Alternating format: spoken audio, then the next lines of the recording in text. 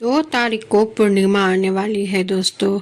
यहाँ से चैत्र मास का अंत और वैशाख मास की शुरुआत होती है। और वैशाख मास में कुछ ऐसे दान हैं जो करने से आपके जीवन के बहुत कुछ बदलने वाली है और बहुत कुछ बदला जा सकता है। राधे राधे दोस्तों, आप सभी का मेरे यूट्यूब चैनल व्रत एंड पर में स्वागत करती हूँ। जाने वैशाख मास के महत्तम कथा का पहला अध्याय। इस अध्याय में वैशाख मास की श्रेष्ठता, उसमें जल, व्यंजन, छत्र, पादुका और अन्न आदि दानों की महिमा। नारायणं नमस्कृत्य नरं चैव नरोत्तमं देवीं सरस्वतीं व्यासं ततो जयमुदीरयेत्। भगवान नारायण, नरश्रेष्ठ नर, देवी सरस्वती तथा महर्षि वेदव्यास को नमस्कार करके भगवान की विजय कथा से परिपूर्ण इतिहास पुराण आदि का पाठ करना चाहिए। सूत जी कहते हैं, हे राजा, अम्बरीश ने परमेष्ठी ब्रह्मा के पुत्र देवाऋषि नारद से पुण्यमय वैशाख मास का महत्तम कथा इस प्रकार पूछा।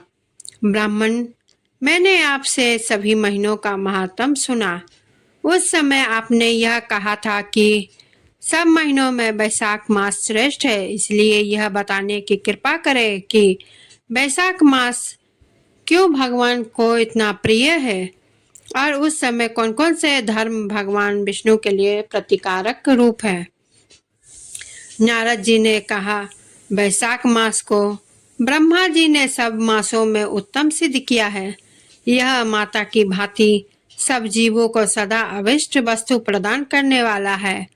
धर्म, यज्ञ, क्रिया और तपस्या का सार है।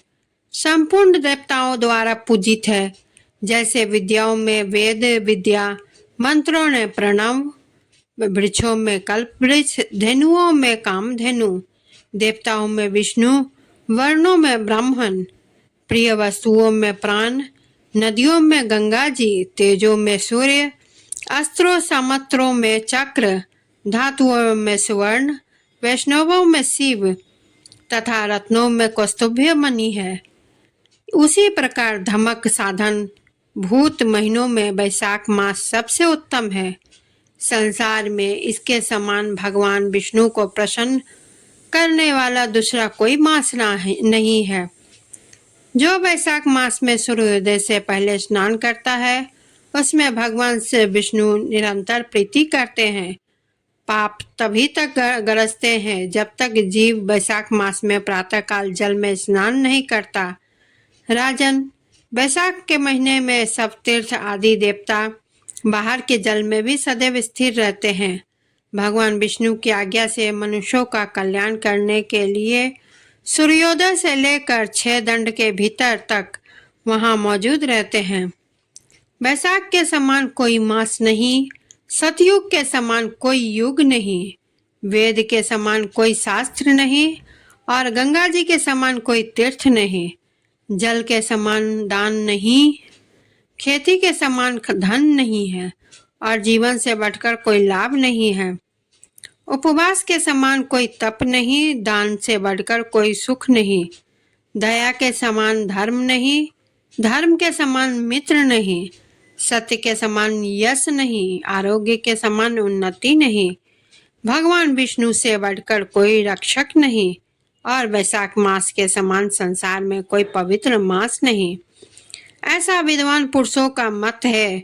वैशाख मास श्रेष्ठ मास है और शेष सही भगवान विष्णु को सदा प्रिय है।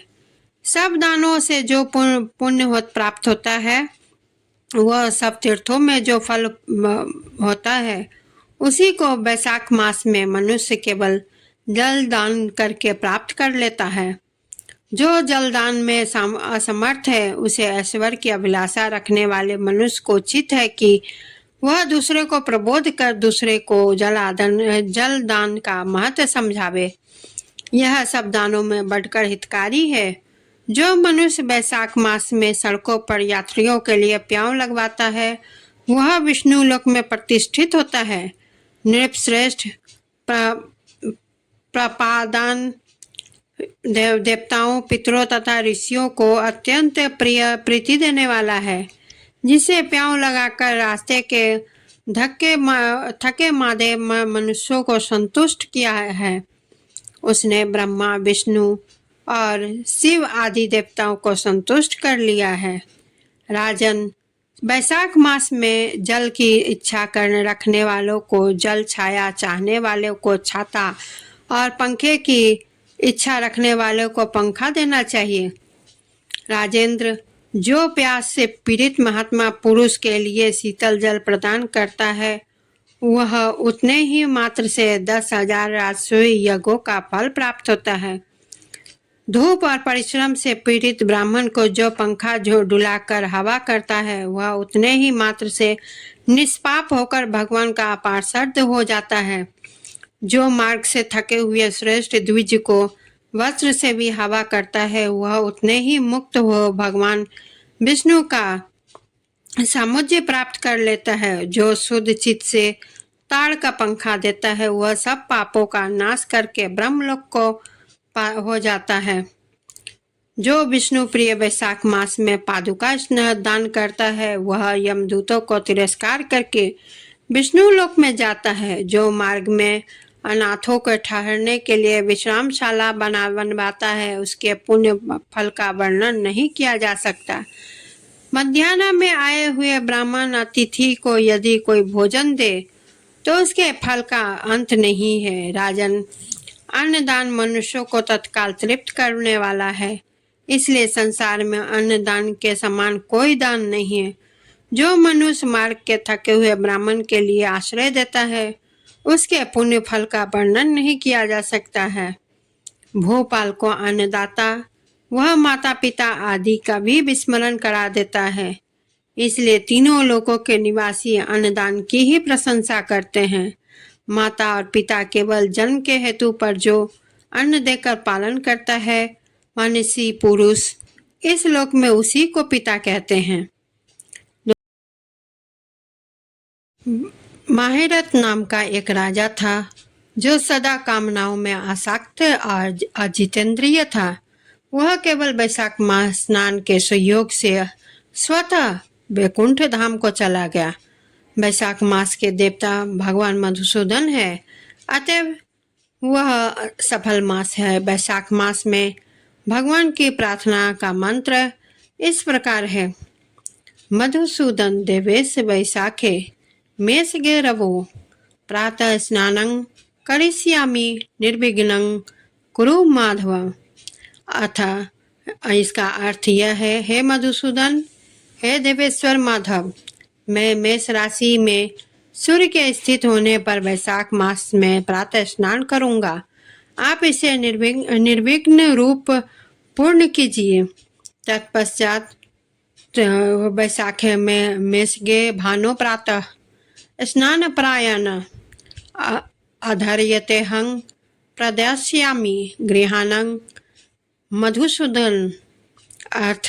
इसका अर्थ यह है कि सूर्य के मेष राशि पर स्थित रहते हुए वैशाख मास में प्रातः स्नान के नियम में संलग्न होकर मैं आपको अधर्य देता हूँ।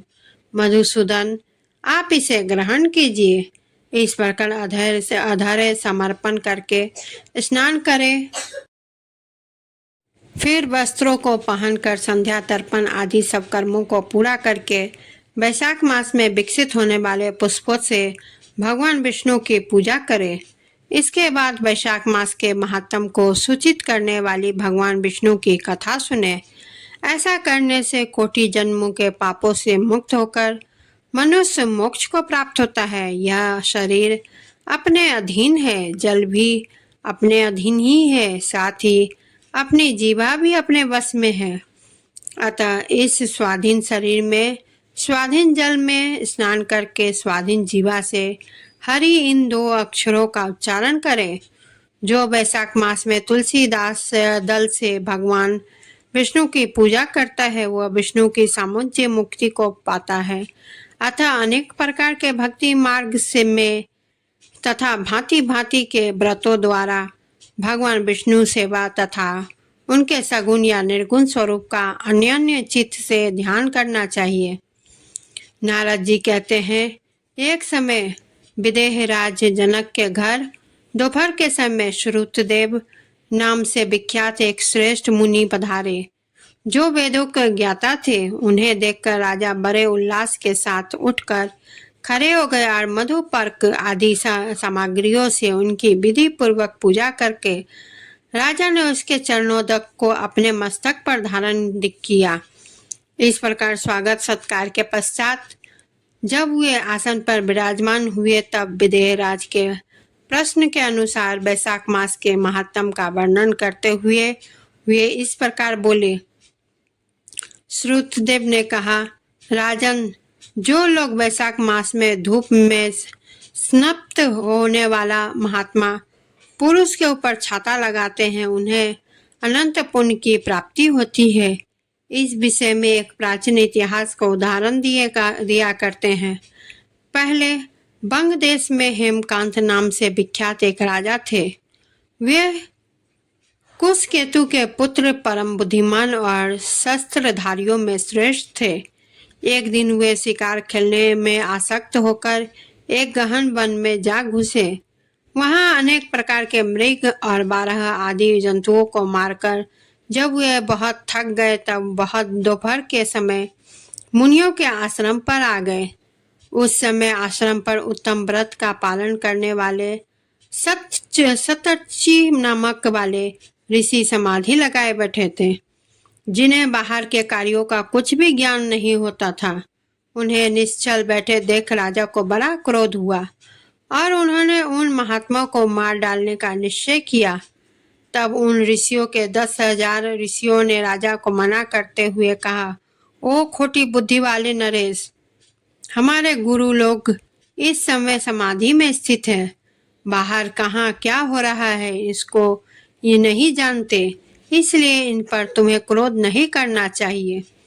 तब राजा ने क्रोध से विकल होकर शिष्यों से कहा, द्विज कुमार, मैं मार्ग में थका मादा आया हूँ, अतः तुम ही लोग मेरा आतिथ्य करो। राजा के ऐसा कहने पर शिष्य बोले, हम लोग भिक्षा मांगकर खाने वाले हैं।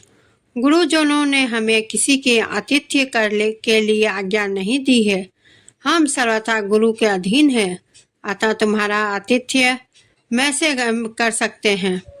शिष्यों का यह कोड़ा उत्तर पाकर राजा ने उन्हें मारने के लिए धनुष उठाया और इस प्रकार कहा, मैंने हिंसक जीवों और लुटेरों के भय आदि से जिनकी अनेकों बार रक्षा की है, जो मेरे दिए हुए दानों पर ही पलते हैं, वे आज मुझे ही सिखलाने चले हैं। ये मुझे नहीं जानते, ये सभी कृत्य धन और बड़े अभिमानी हैं। इन आततातियों को मर डालने पर भी मुझे कोई दोष नहीं लगेगा। ऐसा कहकर वे कुपित हो धनुष से बाण छोड़ने लगे। बेचारे शिष्य आश्रम छोड़ भय से भाग चले। भागने पर भी हेमकांत ने उनका पीछा किया और 300 शिष्यों को मार गिराया।